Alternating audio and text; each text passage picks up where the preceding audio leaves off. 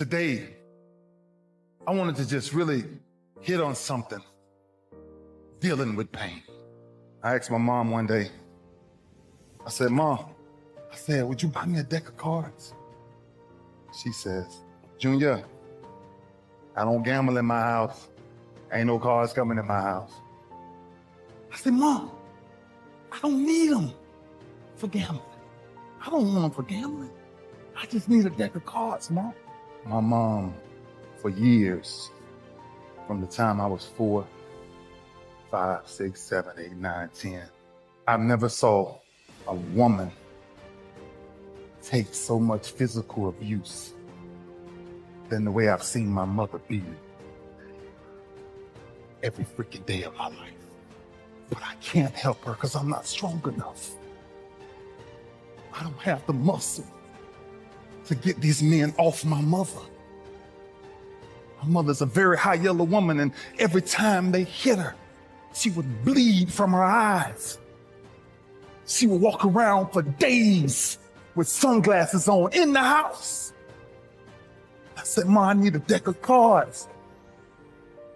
Last altercation we got in, my stepfather hit my mama so hard in the face. I called her.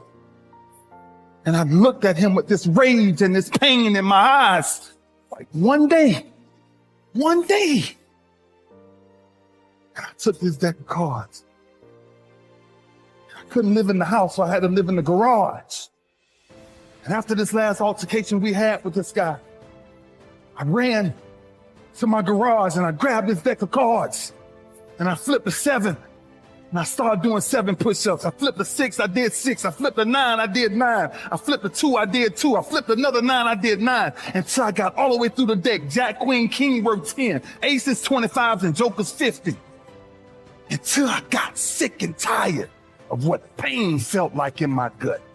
It didn't even matter to me no more. Because I started shuffling them all over again, and that's when I started doing my sit-ups. Because I wanted to make sure sports wasn't the reason why I started training. It was to make sure man never put his hands on my mama. And I told my mama, no pain will ever stop me from taking care of you and my brothers and sisters. That's why I started doing what I started doing. Sports was a byproduct of what people started to see. It was the behind the scenes that was driving me crazy. There's 2 sides of pain that I don't think a lot of people really understand. There's one side of pain that's the suffering and the discomfort side of pain. But then there's another side of pain that's called effort. It's called glory. It's called if you can find a way to push through pain, there's something greater on the other side of it. And if you never tap into it, it's because the first time you felt it, you backed off. The first time you felt, that burn. The first time you felt that it's too much.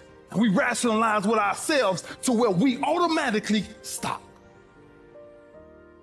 That's why a bunch of us give up so much in life so quickly. That's why kids have a problem finishing things in today's time. Because as soon as they feel a small bit of discomfort, or things ain't right, they're gone. I can't do it no more. But suppose I told you the greatest pain of my life is the reason I'm standing here today. I dare you to take a little pain. Go through it. You're not gonna die because you're feeling a little pain. You ain't gonna die. At the end of pain is success.